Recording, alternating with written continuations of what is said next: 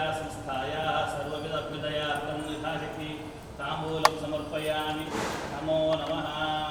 ओं सद्यो जातं प्रपद्यामि सद्यो जाताय वै नमो नमः। भवे भवे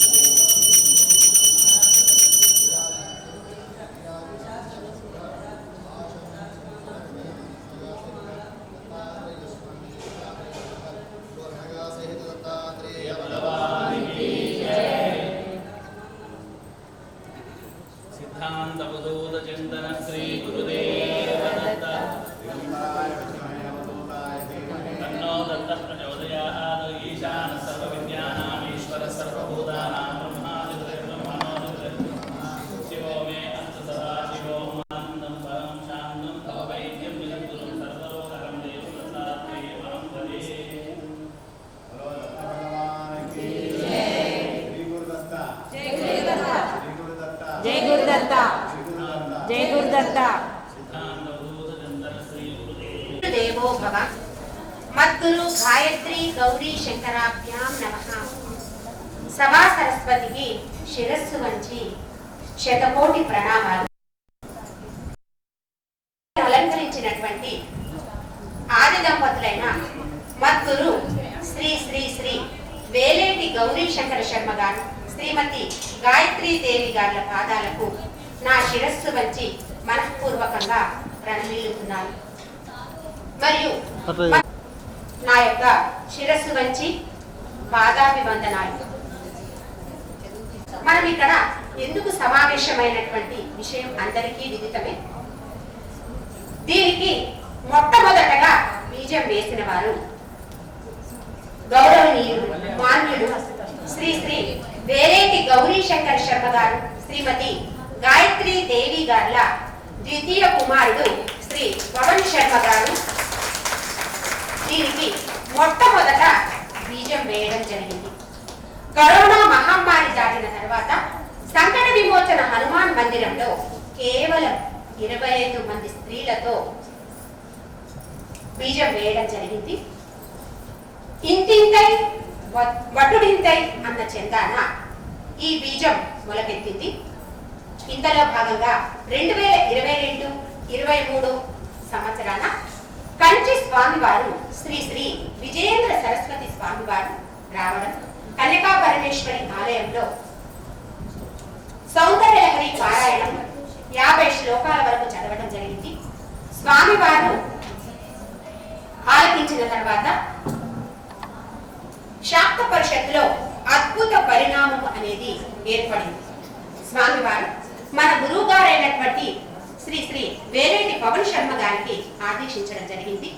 పలు చోట్ల కూడా మహిళలకు స్వామివారు కంచి స్వామివారు పవన్ శర్మ గారు సౌందర్యలహరి నేర్పించడం జరుగుతుంది. మీరు వారి వద్దకు వెళ్ళి అభ్యసించండి అని చెప్పేసి శ్రీ శ్రీ కంచి స్వామి వారు ఆదేశించడం జరిగింది.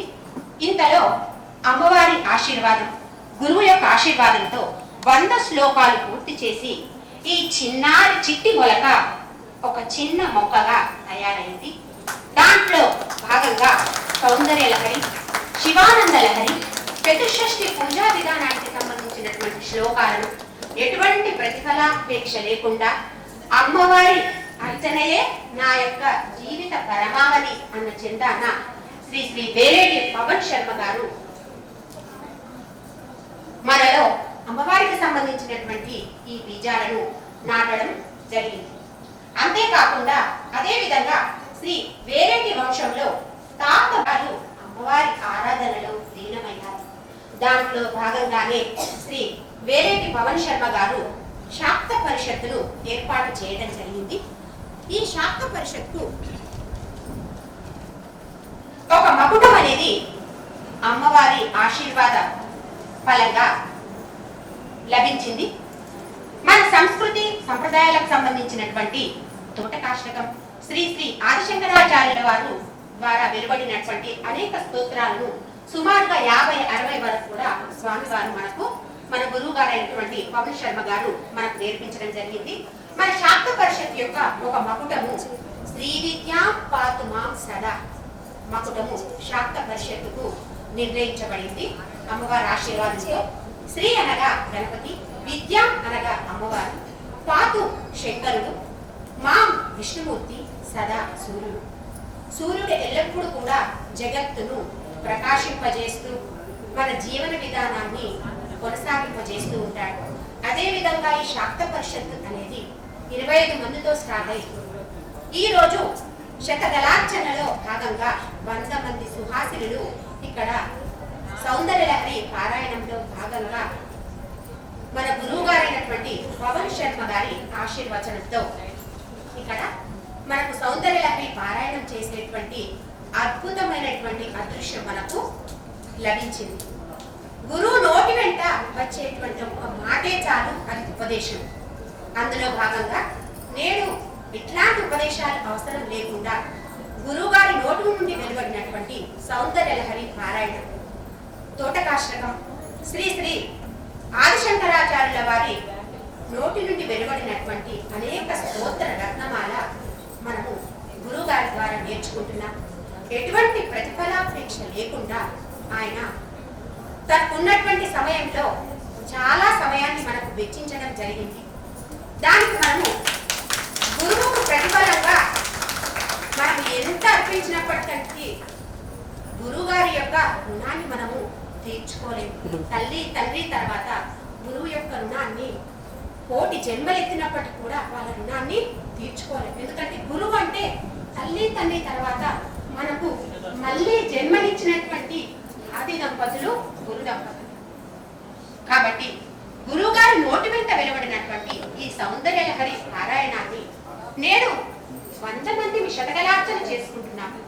రానున్న కాలంలో ఇంకా ఎక్కువ సంఖ్యలో అమ్మవారి సౌందర్యలహరి పారాయణంలో ఎక్కువ మొత్తంలో పాల్గొని మనం గురువు గారికి ఇచ్చేటువంటి ప్రతిఫలం ఏంటంటే మనస వాచ కర్మణ గురువు గారు అందించినటువంటి ఈ శ్లోకాలను, అమ్మవారికి సంబంధించినటువంటి విషయాలను అవగాహన చేసుకొని గురువు గారి యొక్క మార్గంలో మనం పయనించాలని త్రికరణ శుద్ధిగా సభాముఖంగా ఈ సుహాసినులందరి యొక్క అభిప్రాయం ప్రకారం అందరం కూడా గురువు గారికి ప్రమాణం చేస్తున్నాం. తప్పకుండా ఈ సౌందర్యలహరి పారాయణాన్ని కంఠస్థం చేసి కంచి స్వామి వారితో శబాష్ అని మన గురువు గారికి పేరు ప్రతిష్టలు వచ్చేట్టుగా చేయడానికి ప్రయత్నిస్తాం. అందుకు గురువు గారి యొక్క ఆశీస్సులు లభించాలని చెప్పేసి ప్రార్థిస్తూ ఈ చిన్న అవకాశాన్ని ఇచ్చినటువంటి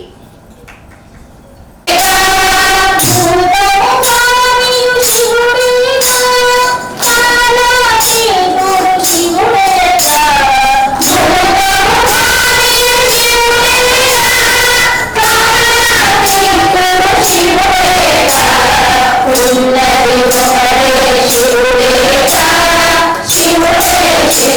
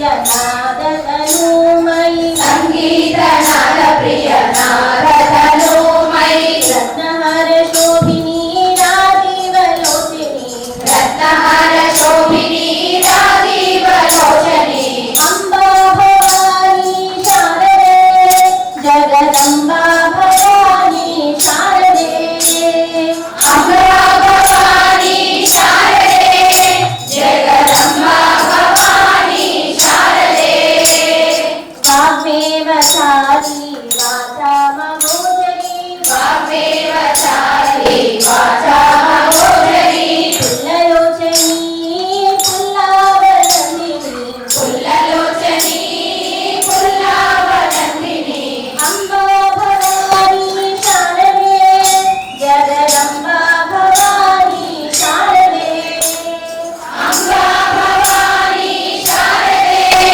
జగదంబా భవాని శారదే హంసలోలిని సదా వాణి హంసలోలిని సదా వాణి ఫణిగణభూషిణి ఋషిగణ సేవిత ఫణిగణ భూషిణి ఋషిగణ సేవిత అంబా భవాని శారదే జగదంబా భవాని శారదే అంబా భవాని శారదే జగదంబా భవాని శారదే సచ్చిదానందిని సాధురక్షిణి సచ్చిదానందిని సాధురక్షిణి నందిని ఆనందిని సచ్చిదానందిని నందిని ఆనందిని సచ్చిదానందిని అంబా భవాని శారదే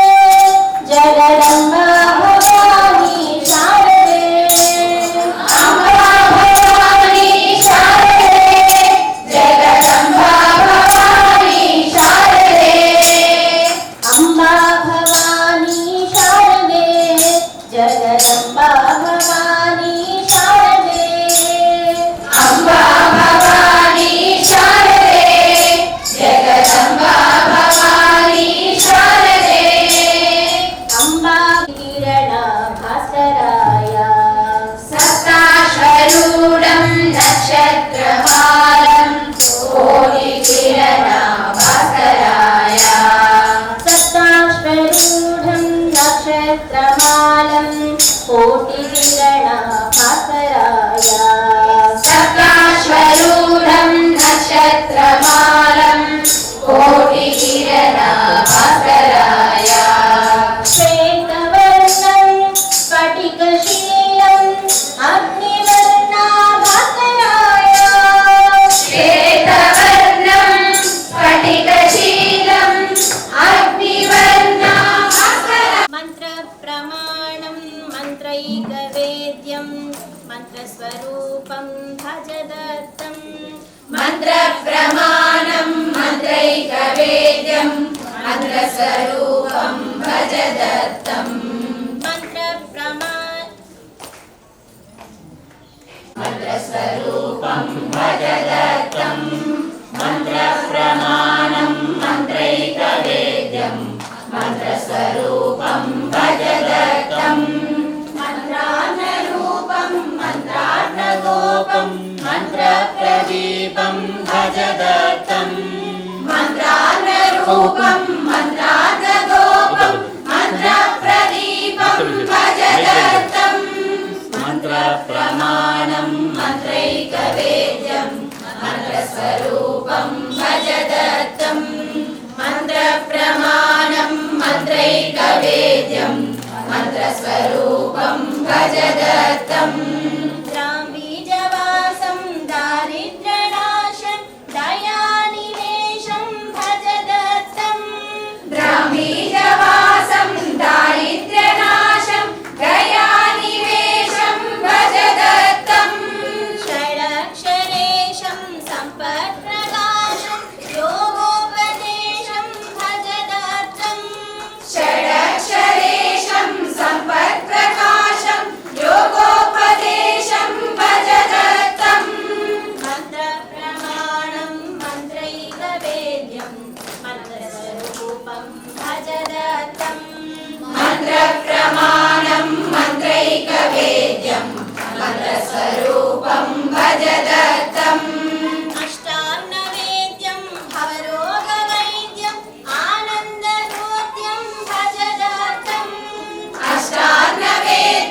भवरोगवैद्यम् आनन्दहृद्यं भजदत्तम् द्वादशवर्णम् आनन्दपूर्णं योगोत्तीर्णं भजदत्तम् द्वादशवर्णम् आनन्दपूर्णं योगोत्तीर्णं भजदत्तम् मन्त्रप्रमाणं मन्त्रैक वेद्यं मन्त्रस्वरूपं भजदत्तम् అమ్మ మన హృదయంలో ఉండి మనలో గొప్పనైన చైతన్యాన్ని ఇస్తుంది ఆ తల్లి.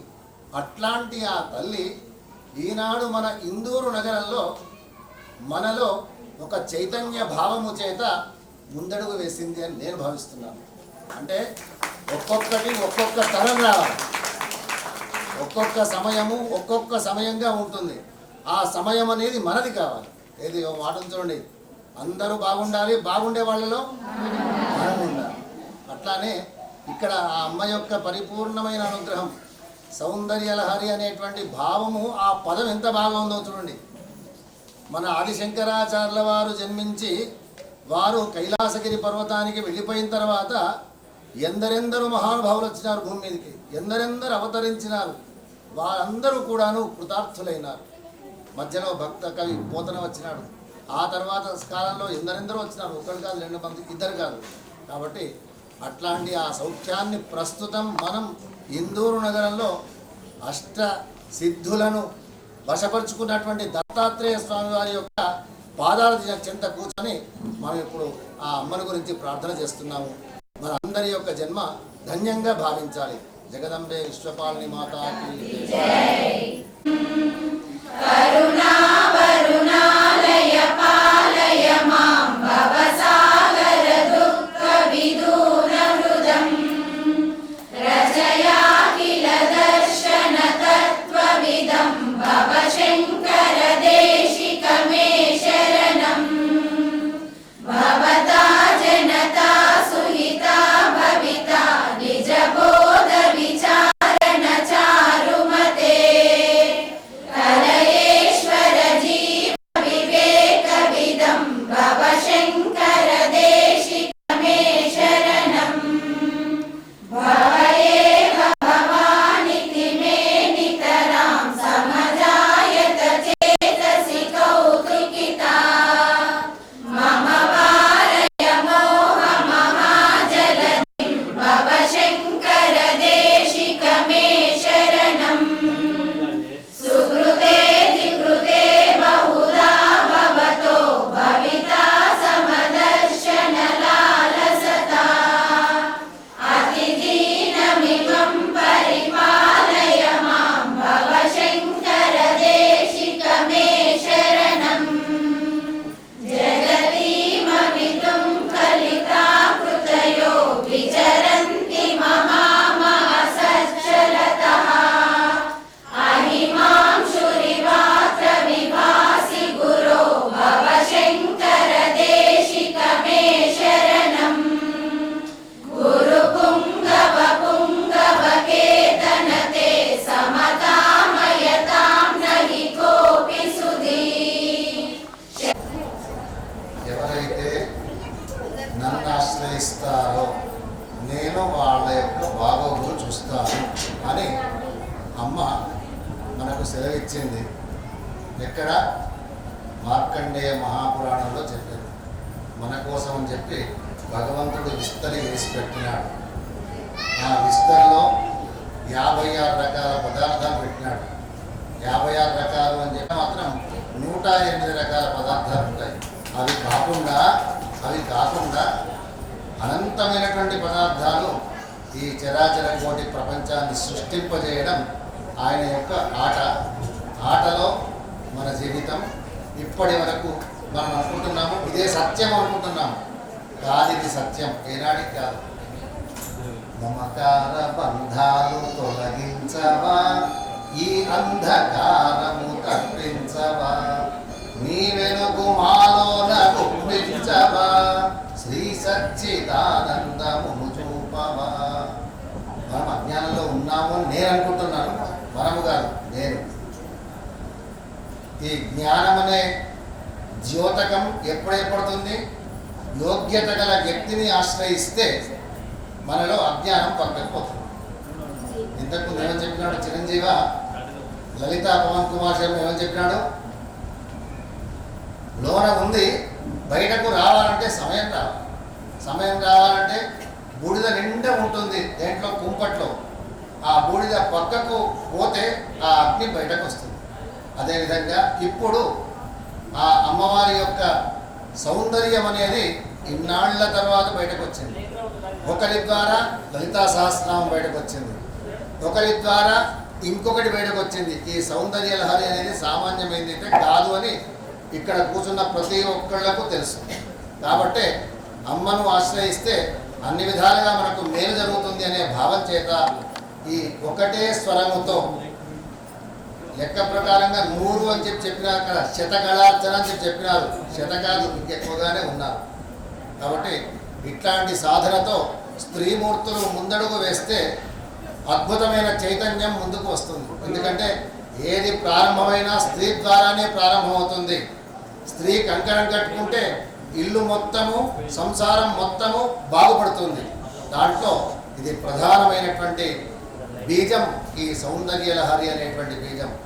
ఆ అమ్మవారి యొక్క తత్వము కూడాను శంకరుడికి కూడా లేదట. శంకరుడు కూడా అమ్మ దగ్గరికే వచ్చి ఆమె దగ్గర ఉన్న శక్తిని స్వీకరిస్తేనే ఈ చరాచర కోటి ప్రపంచాలను నడిపించగలిగినాడు అని చెప్పి దానిలో ఒక్కొక్క శ్లోకంలో ఒక్కొక్క అర్థాన్ని గురించి వివరించి చెప్పుకుంటే ఆనందం తప్పించి ఇంకొకటి ఉండదు. చివరికి మిగిలేది ఆనందం ఒకటే. ఆ సచ్చిదానంద స్వరూపం మన హృదయంలో నిండాలి అంటే మనం ఒక భావుకులం కావాలి. భావుకులము అంటే ప్రతి దాని గురించి ముందుగానే ఉంటుంది. శివ శక్త్యా యుక్త.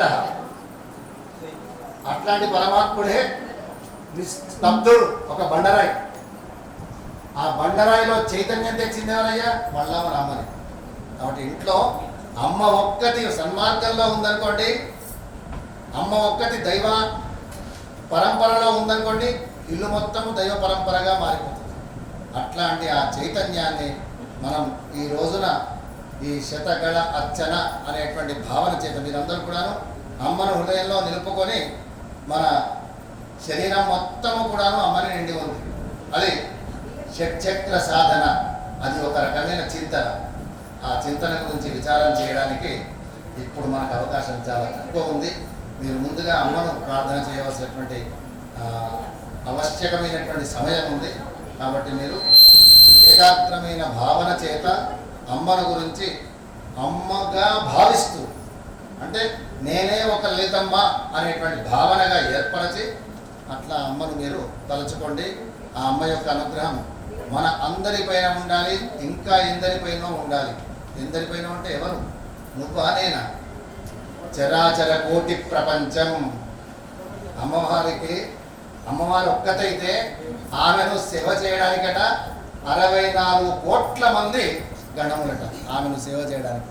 అట్లాంటి ఆ అద్భుతమైనటువంటి స్తోత్రాన్ని ఆది శంకరాచార్యుల వారు ఏ భావనతో వారు వాటిని రచించి అమ్మను ప్రార్థించినారో అదేవిధంగా మీరు అట్లా భావన చేస్తూ అమ్మ అనేటువంటి ఒక భావన మాత్రమే హృదయంలో ఉంటూ ముందడుగు వేయవలసిందిగా అమ్మతో నేను కూడా ప్రార్థన చేస్తున్నాను. జై జగదంబ. శంకరాచార్య వర్యాయ యతిరాజాయ తే నమః. ఒకసారి నేను ఫస్ట్ శ్లోకం చెప్తాను, అదే బాణీలో మనం చేస్తాము. సో చెప్పాక మళ్ళీ స్టార్ట్. అమ్మాయి మీ అందరూ వేపుగా ఆయన ఫోటోగ్రాఫర్ వస్తుంటాడు, కొద్దిగా దారిస్తుండాలంట, గమనిస్తూ మీరు పారాయణ చేస్తుండాలి. అందరూ నఖలు కుశల స్పందితుమపి అతస్వామా ప్రణంతుం స్తోతుం వా కథమకృత పుణ్య ప్రభవతి తనీయాం సంపాంసుం తవ చరణ పంకేరుహభవం విరించి సంచిన్వన్ విరచయతి లోకాన వికలం వహత్యేనం శౌరీ కథమపి సహస్రేణ శిరసాం సంశుద్ధైనం భజతి భసితోద్ధూలన విధిం అవిద్యానామంతస్తిమిరమిహిరద్వీపనగరీ జడా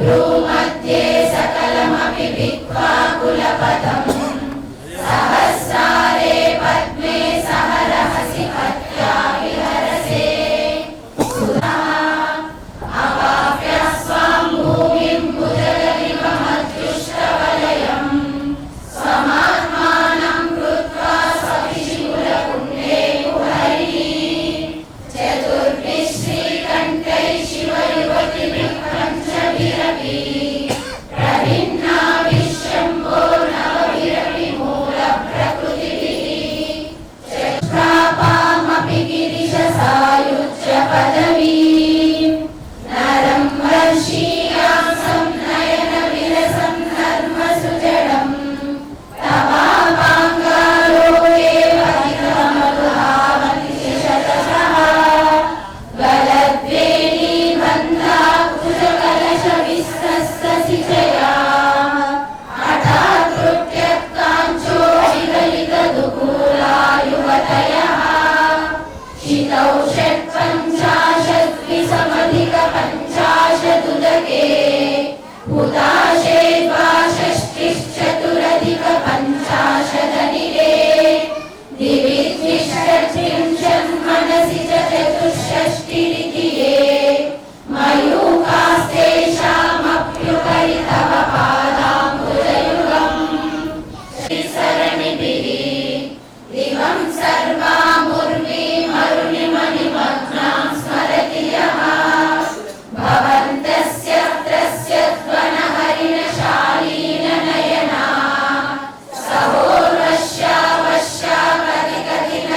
सहोर्वश्यावश्याकतिकथिनगीर्वाणगणिका मुखं बिन्दुं कृत्वा कुचयुगमधस्तस्य तददो हरार्दं ध्यायेद्यो हरमहिषिते मन्मथकला ससद्यः संक्षोभं नयति वनिता इत्यखिलभू त्रिलोकीमप्याशु भ्रमयति रवीन्दुस्तनयुगाम् किरन्तीमङ्गेभ्यः किरणविकुरुम्बामृतरसं हृदि त्वामाधत्ते हिमकरशिलामूर्तिविभयः ससर्पाणां दर्पं शमयति शकुन्ताधिप इव जरभ्युष्टान् दृष्ट्वा सुखयति सुधाधारशिरया कटिल्लेखा तन्वीं तपनशशिवैश्वानरमयीं निषण्णां षण्णामप्युपरि कमलानां तव कलां महापद्माटव्यां हृदितमलमायेन मनसा महान्तः पश्यन् मन्ये भगवति नवात्मानमनघम् अतः शेषशेषीत्ययमुभयसाधारणतया स्थितः सम्बन्धो मां समरसपरानन्दपरयो मनस्त्वं व्योमत्वं मरुदसि मरुत्सारतिरसि त्वमापस्त्वं भूमिस्त्वयि परिणतायां न हि परम् त्वमेव स्वात्मानं परिणमयितुं विश्ववपुषा चिदानन्दाकारं शिवयुवति भावेन विभृशे तवाज्ञाचक्रस्तं तपनशशिकोटिद्युतिधरं परं शम्भुं वन्दे परिमिलितपार्श्वं परचिता यमाराध्यं भक्त्या रविशशिशुचीनामविषये निरालोके लोके निवसति इवालोकभुवने विशुद्धौ ते शुद्धस्फटिकविशदं व्योमजनकं शिवं सेवे देवीमपि शिवसमानव्यवसितां ययोगाध्यायाद्या शशिकिरणसारूप्यशरणे विधूतान्तर्माता विलसति चकोरीव जगति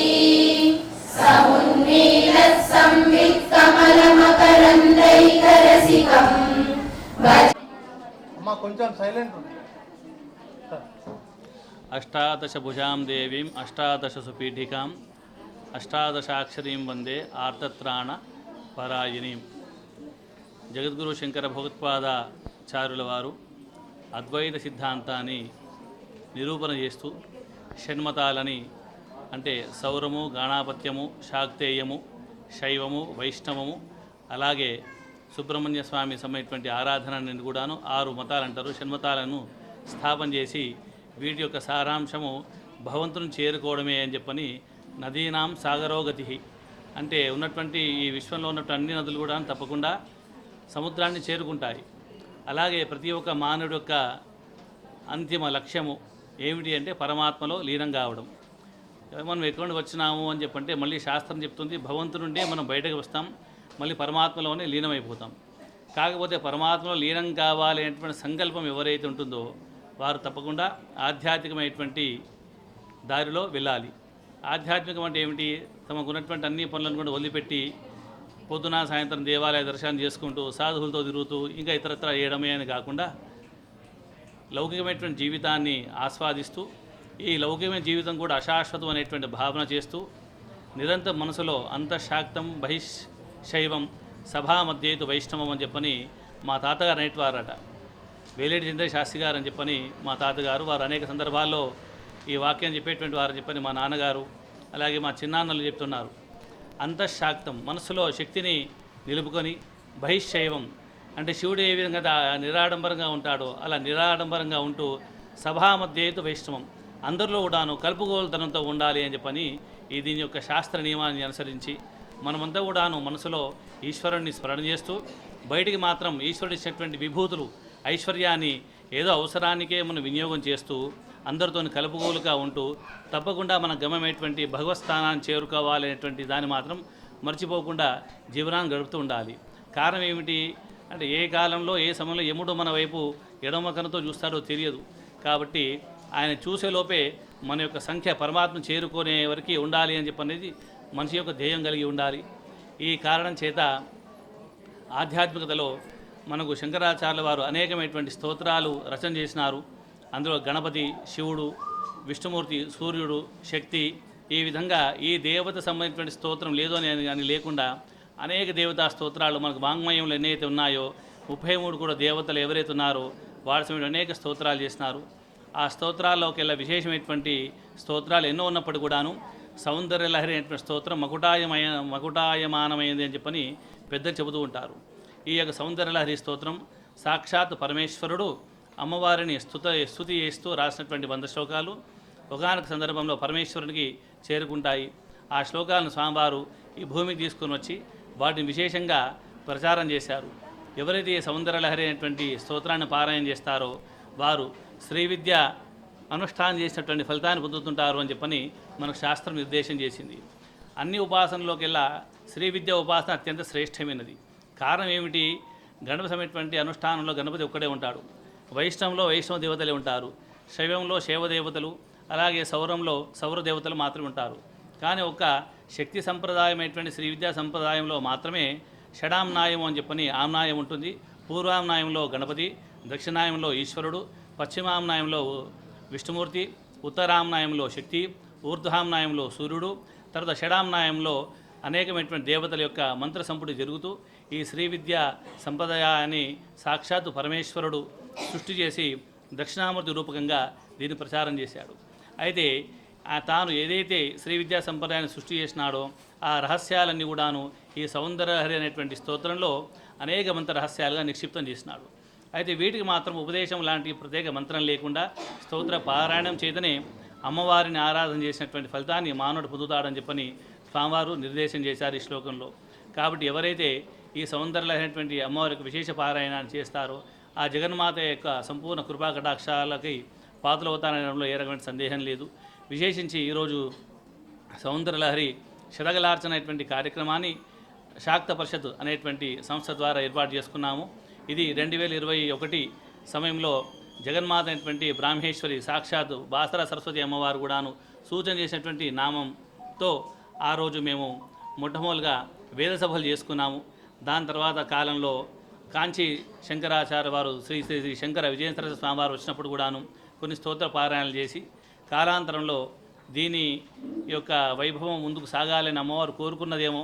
కాబట్టి 25 మందితో ముందుగా మొదలుపెట్టుకున్నటువంటి సౌందర్యలహరి స్తోత్రం తర్వాత విశేషంగా దాదాపు 70 మంది వరకు ప్రత్యక్షంగా ఈ స్తోత్రాన్ని నేర్చుకున్నారు. తర్వాత అనేకమైనటువంటి అమ్మవారి యొక్క స్తోత్రాలతో పాటు చతుషష్ఠోపచార పూజ అంటే స్తోత్రాన్ని, అలాగే శివానందలైనటువంటి స్తోత్రాన్ని కూడా నేర్చుకుని ఉన్నారు. ఇక్కడ ఉన్నటువంటి పాల్గొన్నటువంటి వీరందరూ కూడాను అమ్మవారికి సంపూర్ణ కృపా కటాక్షాలకు పాత్రలు కావాలని, ఇదే విధంగా శంకరాచార్యుల వారు ప్రతిపాదించినటువంటి అద్వైత సిద్ధాంతము అందరి మనసులో, అందరి ఇళ్లలో అందరూ కూడాను దాన్ని మనసు నిండా 1000 నోళ్ళ కొలిచాలని ఆ యొక్క శంకర భగవత్పాదుల వారి యొక్క చరణాలకు సాష్టాంగ ప్రణామాలు సమర్పణ చేస్తూ నమః పార్వతీపతయే హర హర మహాదేవ.